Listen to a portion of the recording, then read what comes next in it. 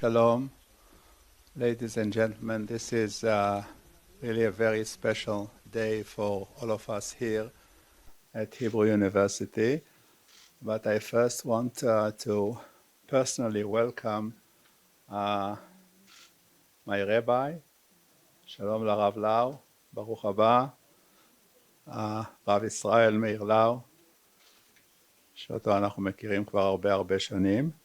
We're also very pleased to have with us so many dignitaries. We have Aaron Frankel, we have Serge and Beate Klarsfeld. Of course, we have Rabbi Menachem Cohen and Aviada Cohen. We have Professor Hanan Meltzer. Where are you? Here we are.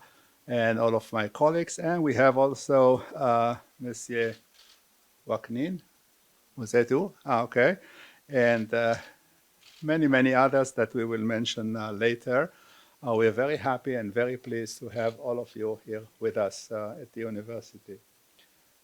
We have quite a number of speakers here this afternoon, and I do ask each and every one to be very brief, very short, and very precise, not more than 3 minutes, and that includes you, Aaron. But you said that you'll speak only for 2 minutes. Let me just say that in one of my very early conversations with the family, with the Wiesel family, I spoke to Elisha. It was a number of years back, and I told Elisha that as vice president of this university serving Hebrew U, I'm a bit perplexed by the fact that we have not yet commemorized Elie Wiesel in our midst. And I later traveled to New York to meet with Elisha, but then, as if it was the hand of God, I got a telephone call from a very close friend of mine, from Aaron Frankel, and Aaron came with the initiative to commemorate Elie Wiesel here at the university, to which I immediately said yes. And as the rector of the university said, this is really a very historic day for all of us here.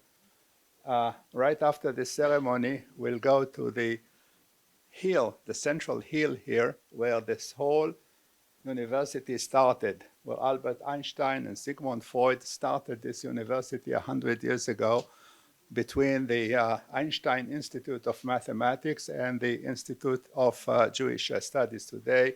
And there you will see this beautiful statue of Elie Wiesel. And by this, we are closing a circle.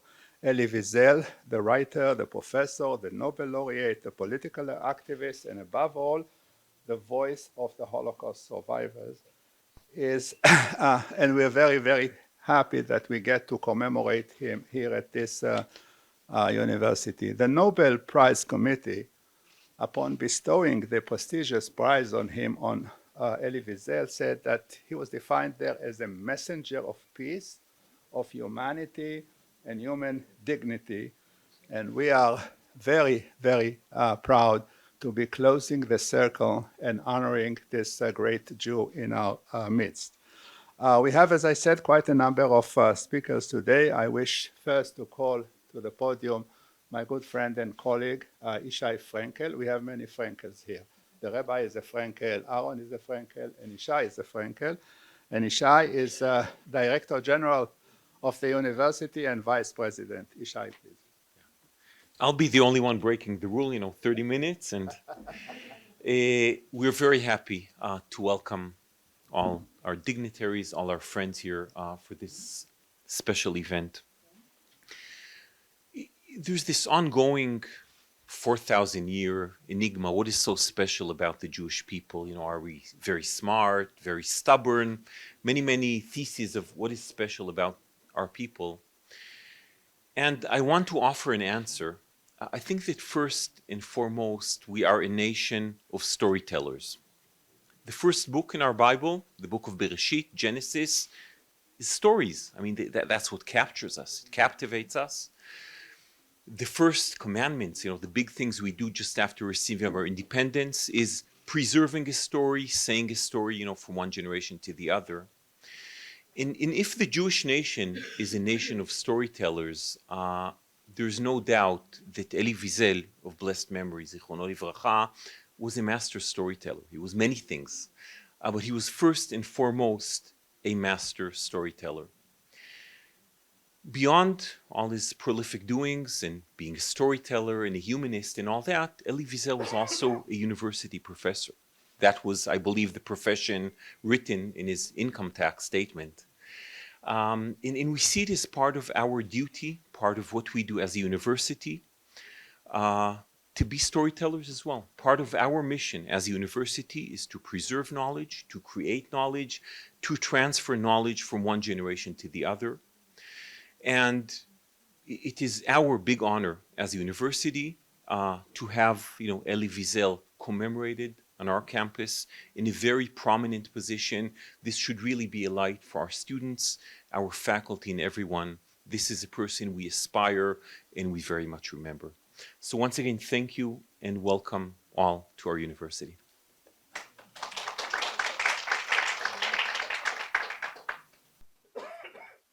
Well, that was 2 minutes and 45 seconds, so you have 15 seconds to your credit.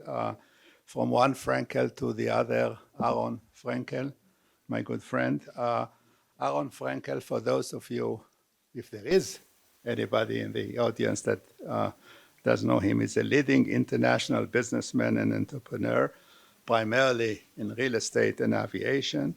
He serves as the president of the Jewish community in Monaco, and I had the pleasure when I was ambassador to Monaco to come to his shul every now and then to teach Hebrew.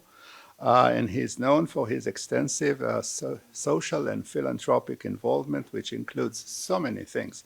He's the president of Limud, he's the president of the International Council of Yad Sarah, he's the president of Or LaMishpachot, he's the president of everything that moves around here. And in addition, he is a Chevalier de l'Ordre de Grimoldi, and he is also, he has also this Légion d'honneur of the French Republic, and many other things. Aaron, s'il vous plaît. Thank you, Yossi. Thank you for all dear guests and distinguished guests from all over, and make it even shorter. The idea of establishing something in the name of Elie Wiesel, which I know personally, and his wife reminded me that she participated in my wedding. I forgot about that. But anyway, he used to come as a guest of honor to Monaco when we used to do gala dinners for Israel for different causes. And so I knew him personally and I helped him in certain moments. So the idea of establishing something on his name just came from Jacques Woolzac, sitting with me. He's my neighbor in Monaco, and this was his idea. He brought Serge and Beata Klaus-Feld, and I want to salute them because so as a Karata Tov, we should know who initiate, and we yesterday, close to Yad Sarah, we opened a square on the name of Elie Wiesel, which the city of Jerusalem was really very active and very fast agreeing to that. And I don't have words. I say the university, in the minute that I talked to Yossi, was very much welcomed, and I appreciate very much the leadership of the university. Yossi, your team, all our distinguished guests, we own moral, and I think for the next generations, we believe that the example of Elie Wiesel coming out from the ashes, keeping positive spirit, positive eyes, acting for humanity, not going into bitterness. And Rabbi Lau knows he passed similar history. It's so difficult to understand after all this suffering and all the horror you see. You are a positive, bright person spreading positivity in the world. It's unbelievable. So we need to salute him, and this is the minimum we can do, that the next generations will learn and read and continue his ways. Thank you very much to all of you.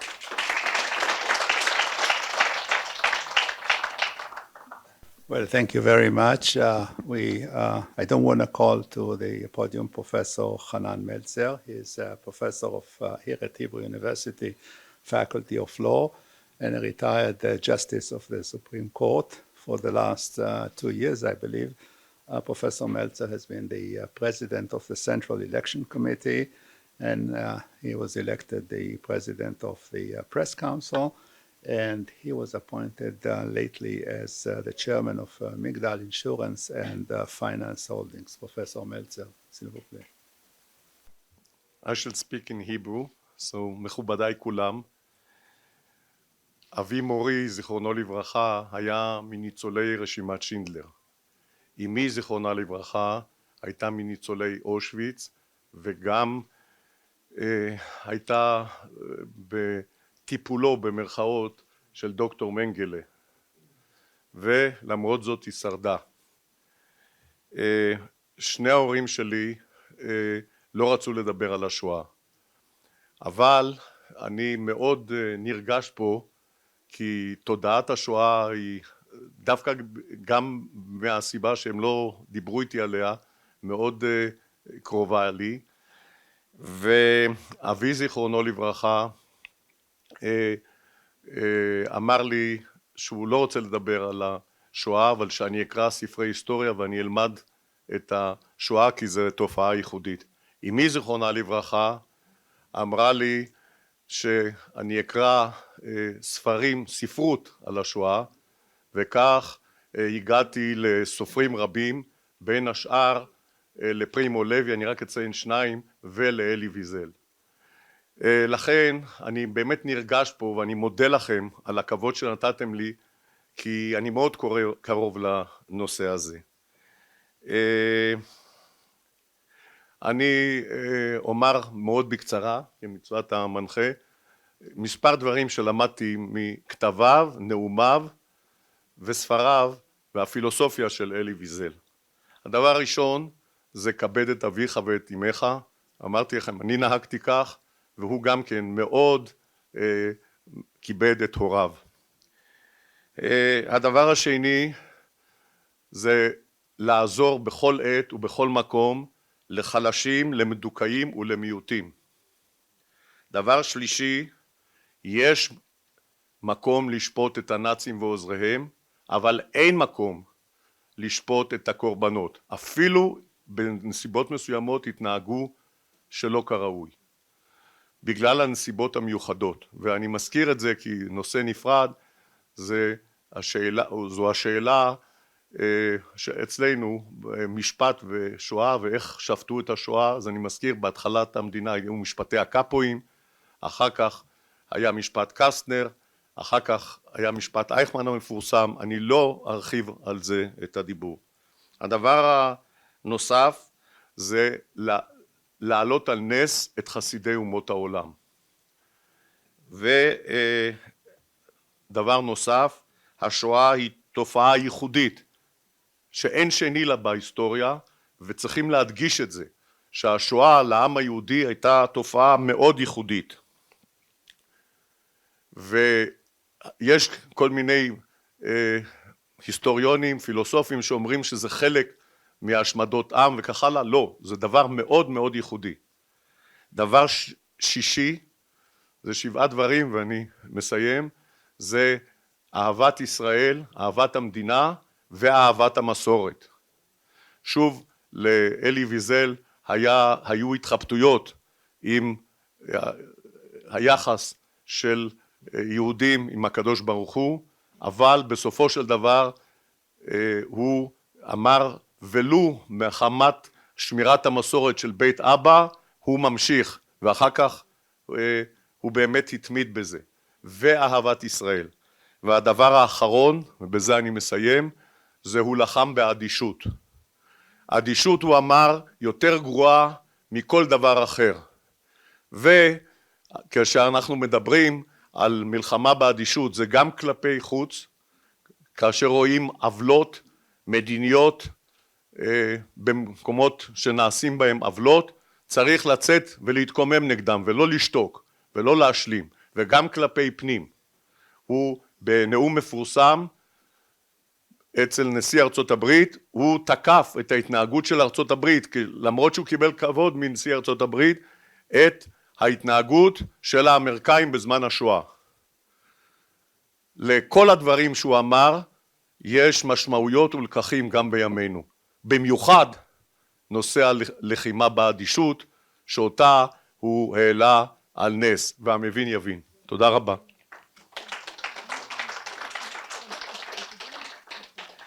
Thank you very much. My dear friend Chaim Chesler will officiate the second part of the main speakers. But before we move to our second part, I want to thank Justice Meltzer, and I want us all to enjoy this musical interlude by Edith Schemer. And the piece is Joachim Andersen's Serenade. S'il vous plaît.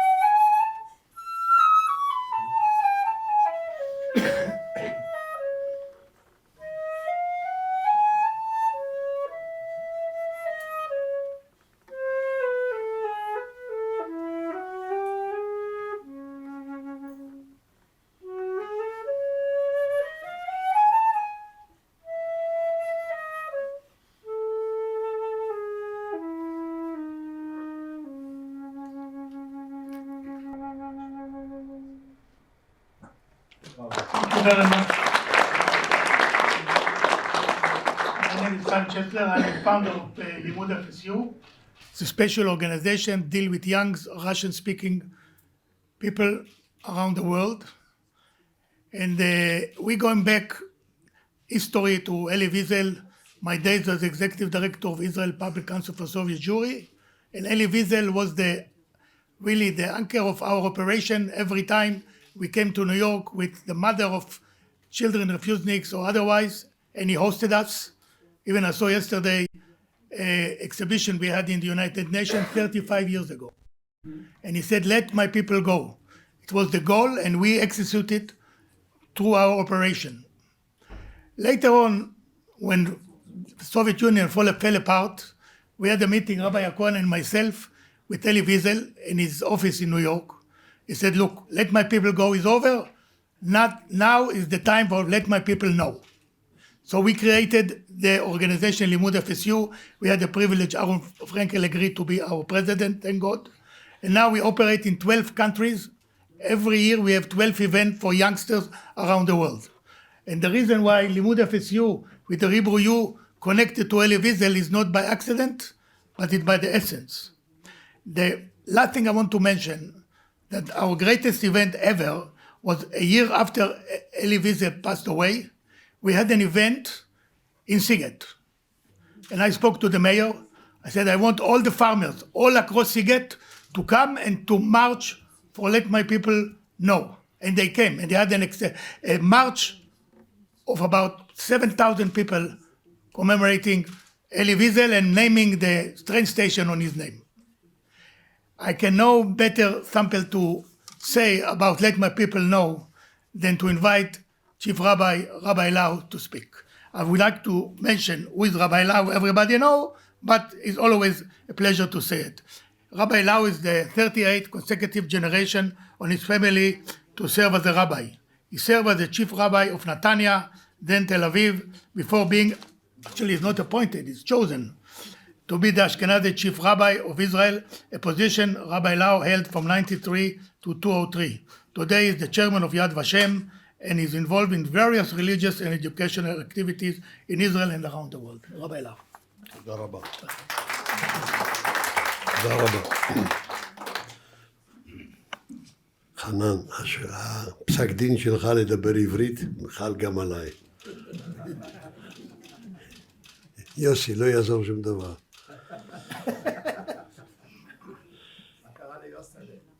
יוסלה. תסתכל על השעון, 3 דקות. אני מתכונן לעבור את זה. כל אחד יודע שאלי ויזל היה ניצול שואה. אני לא כל כך מקבל את ההגדרה הזאת. ניצולי שואה זה כולם. כל העם היהודי הוא ניצול שואה. גם מי שנולד בישראל וגם מי שנולד בארצות הברית של אמריקה. כל מי שלא סבל את עול הנאצים הוא ניצול שואה. אם לא היו עוצרים אותם, הם היו הולכים הלאה. הם לא היו מסיימים במה שסיימו ב6 מיליון יהודים. כל צבר בישראל, מה היה המרחק בין הנאצים שהיו בווישי למעלה, בלבנון, לבין רומל שהיה למטה, בצפון אפריקה. ואנחנו בפלסטינה, אז עוד לא ישראל, נמצאים בתווך, בין וישי לבין רומל. אם לא היו עוצרים אותם, הם היו ממשיכים הלאה. זו הייתה הסיסמה. ובחדר, במשרד של היטלר, זה סיפר לי אד קוטש, כשהוא הגיע כראש עיריית ניו יורק לראשונה לביקור שם, היה שם באמת הגלובוס הגדול, צ'רלי צ'פלין עשה מזה סרט שלם, היה גלובוס, ועל הגלובוס היפה והזה היה מלא מלא מספרים בטוש שחור. כל הגלובוס היה מקושקש עם מספרים שחורים. ושאלו את המדריך בסיור ראשי ערים, היו 25 ראשי ערים בעולם, what is this? מה זה הקשקוש הזה? וזה ב1 לספטמבר 39, היטלר נתן הוראה שיכינו לו על הגלובוס הזה במשרדו מספור מדויק בכל ארץ וארץ כמה יהודים יש באותה מדינה ב-39. ועד שהוא לא ינקה את הגלובוס מהנוכחות של היהודים, הוא לא סיים את תפקידו. הוא ימשיך עד שינקה את הגלובוס. 6 מיליון היה המספר בארצות הברית של אמריקה. ו500,000 היה מספר בארץ ישראל, בפלסטינה. במדינה כמו אלבניה, בעיר הבירה שלה טיראנה, היה יהודי אחד ב-39. המספר 1 הופיע על המפה של אלבניה. כל זמן שלא יחסל את היהודי הזה, הוא לא סיים את תפקידו. זה היה נאציזם. כל יהודי איפה שהיה אז ושנולד לאחר מכן, ב-80 השנים שלאחר מכן, הוא ניצול שואה. אלי ויזל היה שריד של השואה. יש הבדל בין ניצולים לבין שרידים. אנחנו שרידים של השואה, ולא רק ניצולים של שואה. אתה ממעט בערכו, הוא ניצול מהשואה. הוא לא היה בכלל בקשר מהשואה. בטח שהוא ניצול. אבל אלי, מי שהיה שם באושוויץ ובבוכנוולד, הוא שריד של השואה. והשריד הזה, אלי ויזל, I finish, you don't need it. Give up. תסכים כל הזמן עם המכשירים האלה במקום לשמוע על מה מדברים פה. כבר שכחתי מה שרציתי להגיד. השריד הזה של השואה, אלי, הפך לאגדה, עוד בחייו, אולי יותר מאשר עכשיו. אגדה חיה. גם יהדות הדממה שהזכרתם בסוף, אתה הזכרת. זה ההמצאה שלו, הביטוי הזה, יהודי הדממה. ללכת ולחשוב על 3 מיליון, אולי יותר, יהודים מעבר למסך הברזל, בזמן שהיה מסך ברזל, ולדבר עליהם ולפעול למענם. זה אדם שנצר את חייו בשביל הנושא של יהודי ויהדות.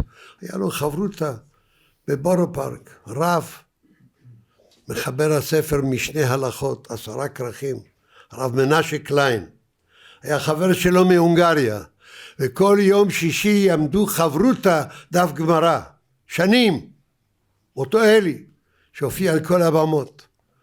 שריד שואה שידע להעריך את המורשת של בית אבא וסבא, כפי שנזכר פה, ולדאוג להמשכיות של המורשת הזאת. בשביל זה אנחנו פה עם תחושה גדולה מאוד של כבוד.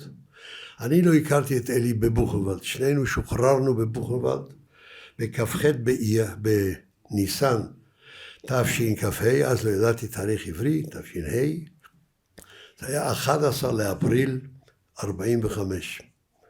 הוא שוחרר בבלוק של היהודים ב-59, אני שוחררתי בבלוק של השבויים הרוסיים ואחרים, בלוק מספר 8, אני לא הכרתי אותו בבוכנוולד.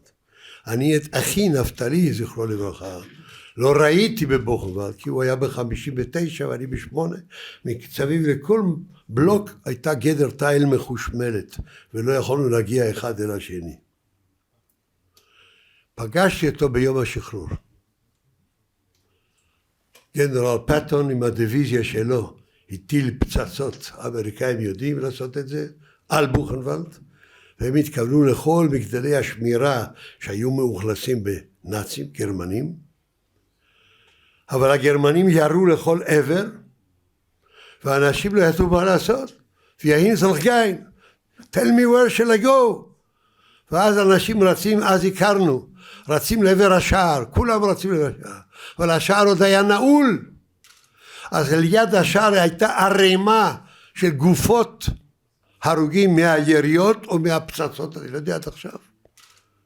אני הייתי אחד הילד הקטן ביותר שעומד מאחורי הערימה הזאת. אחר כך עלינו על רכבת ולקחו אותנו לצרפת. עוזה נתן לנו סנטוריום, להחזיר אותנו לחיים.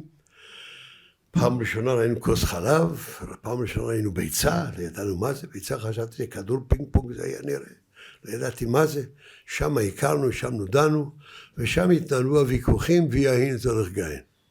לאן אנחנו מועדים?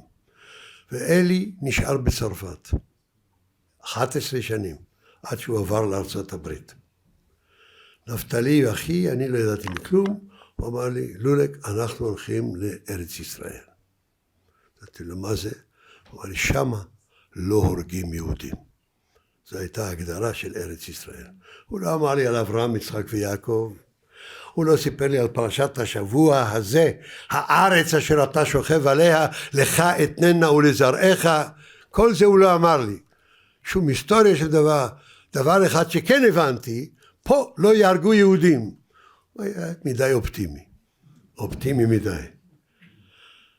אלי וזה נפרדנו עד שהכרנו אחר כך חזרה, הרבה פעמים בארץ ישראל, הרבה פעמים אפילו בחתונה של ביתי בתל אביב, אלי הגיע מניו יורק, היינו בקשרים מאוד הדוקים, ובעיניי הוא היה אגדה חיה, מה יכול לצאת משריד של שואה, שאת הוריו ואת משפחתו הוא איבד, את אמונתו הוא לא איבד, אף לא ליום, היה לו קשה. היו לו לבטים, היו לו ספקות, היו לו שאלות, אבל הייתה תשובה אחת נחרצת. אנחנו יהודים. אני יהודי, ויש לי מסורת של עבר, ואני אבטיח שהיא גם תימשך לעתיד.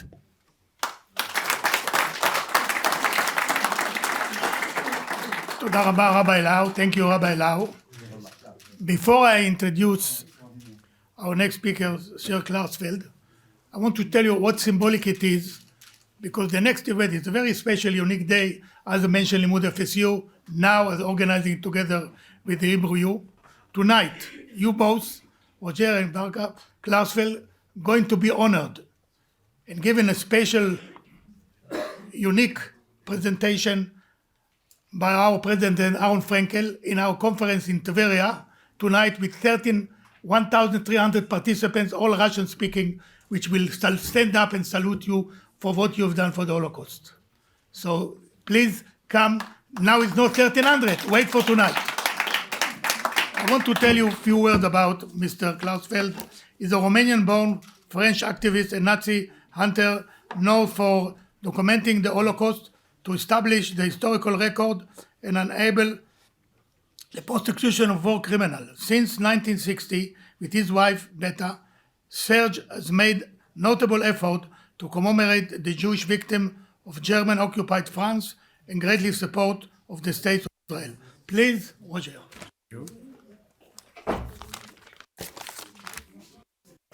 Chers amis, pour nous, fils et filles déportés juifs de France, orphelins de Shoah, Elie Wiesel était un grand frère qui veillait sur nous, à la fois martyr, héros et génie. Dear friends, for us, the friends of the sons and daughters of Jews who were sent to the camp, who are the orphans of the Shoah, Elie Wiesel was a kind of a big brother who protected us, and he was at the same time a martyr, a hero, and a genius.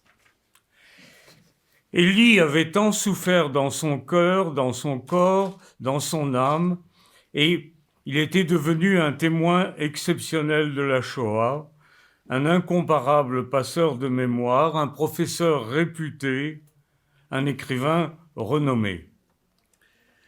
Elie suffered so much in his body, in his soul, and he became an exceptional witness of the Shoah. He was an exceptional also transmitter of memory, and he was at the same time a renowned professor, a renowned writer, and yeah. Il s'engageait dans les causes les plus justes, défendait les Juifs partout où ils étaient persécutés, et il a réussi à obtenir que la Shoah interpelle la conscience de notre civilisation occidentale. he was engaged in defending the more rights, the most rightful causes, and he defended Jews wherever they were persecuted, and he managed to make the memory of the Shoah a part of our Western conscience. On le doit à son influence sur les grands de ce monde, à ses talents d'orateur et de diplomate, à sa force de conviction. And all that was thanks to his influence on the most important people in this world. He was a great speaker, he was a great diplomat, and he knew how to convince people. Juif de Transylvanie, juif français, juif américain, juif israélien, il était le juif le plus représentatif de notre époque. He was a Jew from Transylvania, he was a French Jew, he was an American Jew, he was an Israeli Jew, and he was basically the most representative Jew of our time. Elie était notre boussole et nous suivions toujours ses conseils. Elie was our compass, and we were always following his advice. Au procès du boucher de Lyon, Klaus Barbie, Elie avait souligné combien les survivants de la Shoah se sentaient coupables d'être en vie, alors que les criminels qui agissent au nom de l'État n'éprouvent aucun remords. During the trial of the butcher of Lyon, Klaus Barbie, Elie stressed out how the survivors of the Holocaust always felt guilty for being alive, while the criminals who acted in the name of the state, they had no remorse at all. Nous avons milité avec Elie Wiesel pour la création de mémoriaux et de centres de documentation garantissant l'avenir de notre mémoire. With Elie, we fought for the creation of memorials and of documentation centers, all of this to guarantee the future of the memory of the Holocaust. Elie voulait qu'aucune page de la Shoah ne reste blanche ou illisible. Elie didn't want any page of the history of the Shoah to remain blank or impossible to read. Elie appartenait à cette génération exceptionnelle de jeunes juifs qui avaient vu la pire menace de toute son histoire s'abattre sur le peuple juif et qui avaient vu également, après 19 siècles, la résurrection d'un État juif. Elie belonged to a generation an exceptional generation of young Jews who saw the biggest threat ever was ever threatening the Jewish people, and he saw also, after 19 centuries of exile, the recreation of a sovereign Jewish state and an independent state. Conscient de cette extraordinaire responsabilité, ces jeunes juifs se sont engagés, comme lui, pour la défense de cet État juif, pour la défense des juifs persécutés et pour la défense de la mémoire juive. This generation was aware of its extraordinary responsibility, and they fought, like Elie did, to defend the Jewish state, to defend Jews wherever they are persecuted, and to defend the memory of the Jewish people. Grâce à notre ami Jacques Volzock de Monaco, ici présent, notre association avait déjà donné à Paris le buste de bronze de Marcel Reimann, héros de la résistance juive, dans le jardin qui porte son nom. Thanks to our friend Jacques Wiesel from Monaco, who is here today, our association already contributed by creating a statue made of bronze and made by Marcel Reimann, who is a survivor of the Shoah, and that statue was placed in the garden named after Elie Wiesel. Nous devons ce buste au sculpteur Denis Chedboun, ici présent. The sculptor of this statue was Denis Chedboun, who is with us today.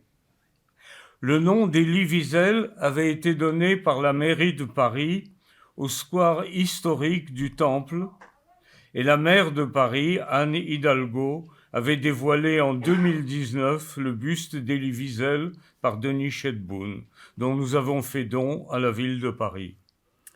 The municipality of Paris decided to name this park and to name it after Elie Wiesel. Before that, it was the Parc of the Temple, le Parc du Temple, and the Square du Temple.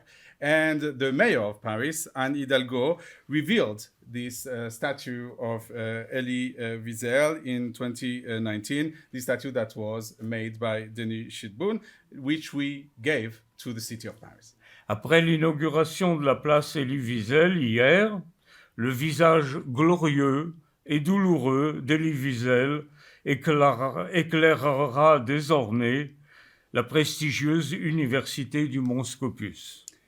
And after the inauguration of the Elie Wiesel Square here in Jerusalem yesterday, the face of Elie Wiesel, this glorious and painful face will now lighten the campus of the Hebrew University here in Mount Scopus.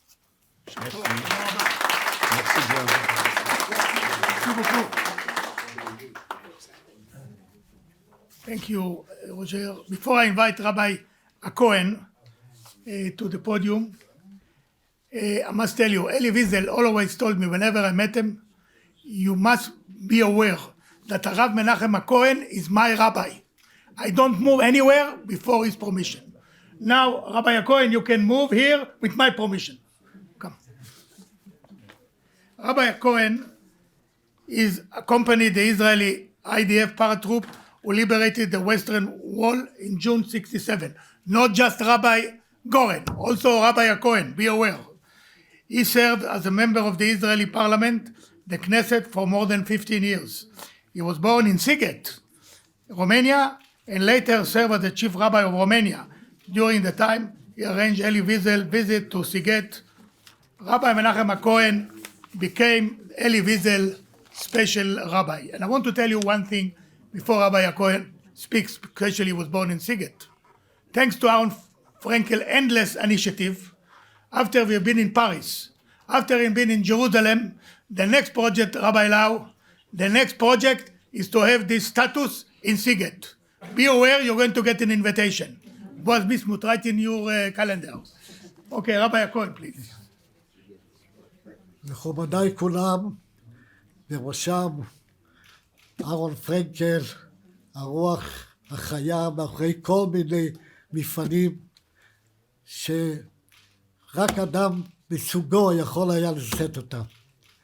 ואני כמובן גם חייב להזכיר את בן דודי הרב ישראל מאיר לאו. זה אלי ואנווהו. אני לא הכרתי את אלי ויזל. בשבילי לא היה אלי ויזל. הוא כתב לי הרבה מכתבים, אבל תמיד היה חותם אליעזר בן שרה. לא ויזל. זה היה האיש. ואני רוצה שתי אנקדוטות. הייתי איתו במסע הגדול שלו ברחבי מרמרוש, בכל העיירות. וכמובן הגענו בסוף לסיגט. אחרי שהיה בסיגט צרמוניה גדולה, לקחו אותנו למוזיאון של בתי עץ, ששם היו לפני המלחמה היו גרים בבתי עץ. ובין הבתים היה בית אחד קטן, זה הבית של הרב. 2 חדרים, חדר ועוד חדר אחד שהיה בית כנסת. ובחדר הזה שבית הכנסת היה עמוד תפילה. אלי נכנס, בחדר הסתופפו נשיא רומניה, ראש הממשלה, כל השרים, ואלי ויזל, אלי בן שרה, שם את ידו על זרועי, עצם את עיניו ואמר היה ריבון עולם ויולמיה היה נטו מלכה מלך מלכיה אוי אוי אוי אוי אוי אוי זה היה אלי וכל השרים וראש הנשיא עמדו ולא ידעו מה זה זה היה אלי של ביזנס וסיפור נוסף שזה שמעתי ממנו שהיה בבוכנוולד וישנו על דרגשים והוא היה על דרגש עליון ובדרגש העליון היה חבל קשור בעמוד האיש ששכב מתחתיו היה קם כל בוקר ואומר לו החבל והוא היה מוריד לו את החבל והוא היה קושר את זה על היד כמו תפילין זה היה אלו שתי אנקדוטות ואני יכול לספר בלי סוף אבל רק אומר עוד דבר אחד הוא אמר לי הפסוק בתהילים גם כי אילר בגיא צל מוות לא ירא רק אתם עדי אז הוא אומר אני קורא את זה קצת שונה גם כי האילר בגיא צל מוות מה שכבר עבר עליי לא ירא אני כבר לא אפחד בשום דבר רע כי אתה עמדי הם לוקחים גם את אלוהים איתי לתוך המשרפות זה היה אלי מי היה אלי? רק צריך שעות רבות אני יכול לספר על ימים ולילות שביליתי איתו כל יום שישי טלפון של חצי שעה כל פעם שהייתי בניו יורק לפחות שעה עם אלי ולקחתי איתי את חיים גם כפעם 3 דקות עברו בסדר 4 דקות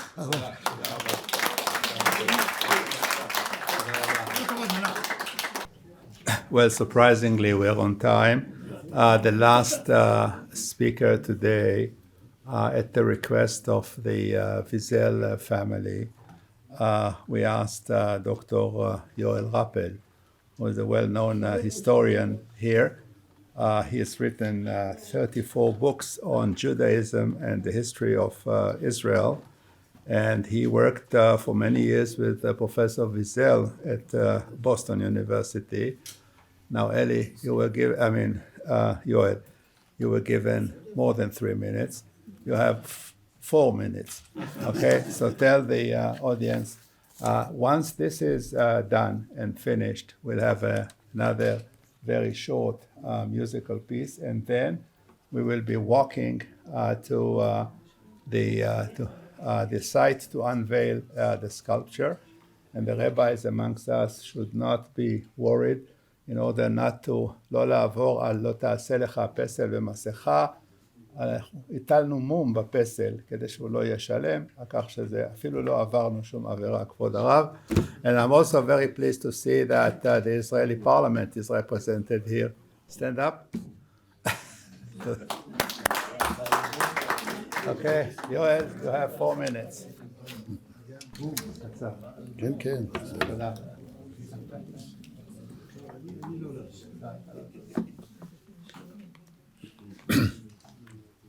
זו זכות גדולה בשבילי שאני הוזמנתי והתבקשתי על ידי משפחת ויזל לדבר בשמם בפנייה אישית של אלישע, הבן של אלי, שאני אומר פה כמה דברים אחרי שהם דיברו אתמול באירוע שהתקיים. יכולתי באמת לספר הרבה על אלי, היכרות של עשרות שנים, עבודה משותפת של 8 שנים עם שיחת טלפון כל יום, זה קצת משנה את החיים, עם עשרות, מאות שעות, הרבה מאוד. אבל אני רוצה, כשאני מדבר פה באוניברסיטה העברית, דווקא לדבר על אהבתו של אלי לירושלים. אני אפתח בסיפור קטן, ואחר כך אקרא ממנו.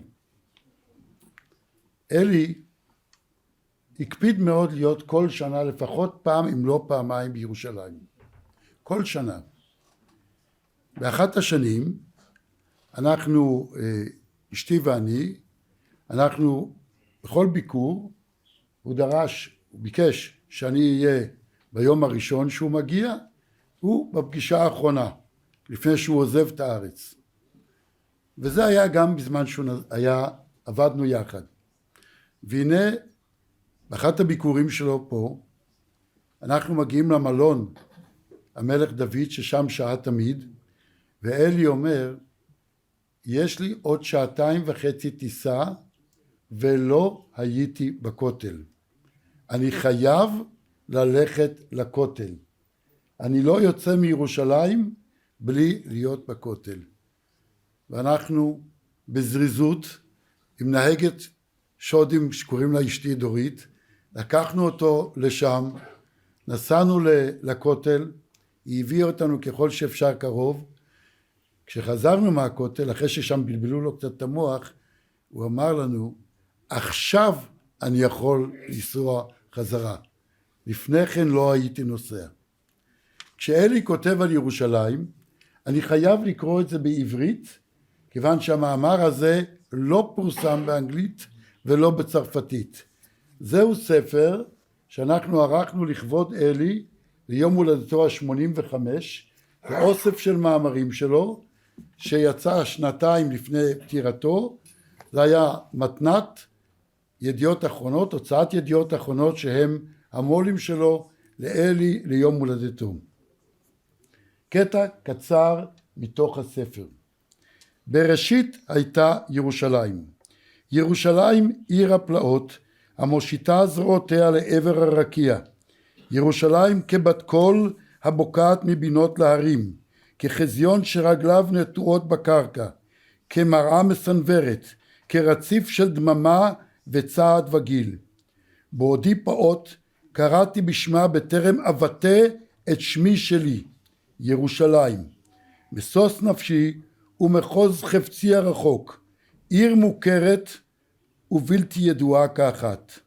השם ישרה בליבי שלווה ורטט גם יחד. אהבתיה יותר משאוהב אדם את עיר הולדתו. ראיתי עצמי משתייך אליה, ובדמיוני מטייל הייתי בחוצותיה, טועה בסמטאותיה, משתלב בצלליה. חגיה ויגוניה תמיד השתקפו בהלכי נפשי. אלי ויזל על ירושלים. לפני שאני מסיים, בזמן הקצר שעומד לרשותי, כיוון שאני מדבר בשמה של משפחת ויזל, שהייתה לי באמת הזכות להיות באמת זכות גדולה לעבוד 8 שנים, אני הקמתי וניהלתי את הארכיון של אלי ויזל באוניברסיטת בוסטון, שבו יש יותר מ1,000,000 מסמכים, זה לא כל הארכיון, שם יש 1,000,000. אני רוצה לקרוא משפט אחד שכתבה הגברת מריון ויזל למכובדי אהרון פרנקל בעקבות האירוע שמתקיים פה היום. היא כתבה ביחס לפסל. As you may know, I was in Jerusalem a few weeks ago and made sure to see the artwork. I found it to be powerful. I commend you for your insight and I'm grateful for your acting on it. מריון ויזל על הפסל ועל הסיבה לאירוע שמתרחש פה היום, ושרק נשמע בשורות טובות.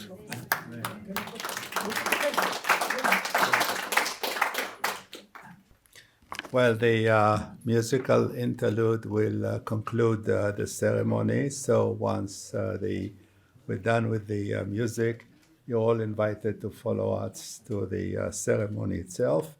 And the piece is Mara Mare, right? Les Folies, s'il vous plaît.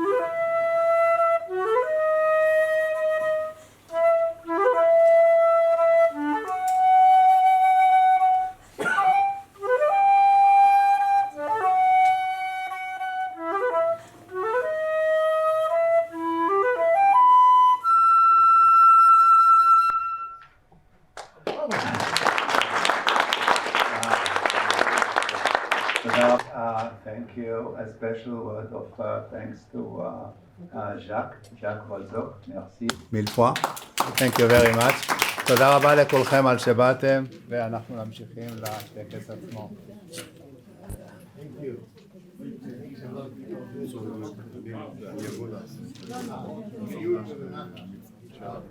We want to start. For those of you who are not familiar, this is the most important location at this university. We're sitting on top of the hill where the cornerstones for this university were laid 100 years ago, over here. And the building to our left is the Einstein Institute, and the building to our right is the Contemporary Jury, the Institute of Contemporary Jury. So we could not have chosen a better place really to put this very special statue of Elie Wiesel. And no more speeches, I promise, except for one. S'il vous plaît. Prendre la parole? Alors, s'il vous plaît. Mais écoutez, après les extraordinaires exposés qui viennent d'être faits sur Elie Wiesel et cette profondeur, j'ai eu la joie de le rencontrer à Monaco. C'est une œuvre collective que cette œuvre qui a été faite par mon ami Chebdoun, qui a exprimé notre volonté avec Serge et autres, et Aaron qui a pris le relais, pour qu'aujourd'hui elle se trouve ici, à un endroit mythique. Je dois vous dire que mon émotion est à son comble, et j'espère qu'elle demeurera longtemps ici, comme reflet de la pensée humaine et de son ampleur et de son efficacité. Merci. Merci. Bravo, bravo, bravo, monsieur. After everything, the amazing speeches that were pronounced about Elie Wiesel's depth of thought, I'm very happy to be here. I must say that this sculpture is a collective work with Serge and Aaron and all the people who gathered to allow us to be here today. I am extremely moved to be here today, and I hope this sculpture will remain here for a very long time to reflect the importance and the depth of the thought of Elie Wiesel. Okay, on y va, on y va.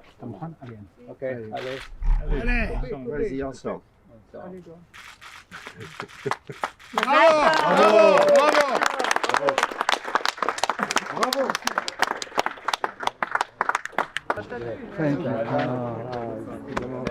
Magnifique. Exceptionnel. Merci. Moi et mon épouse, on sera là.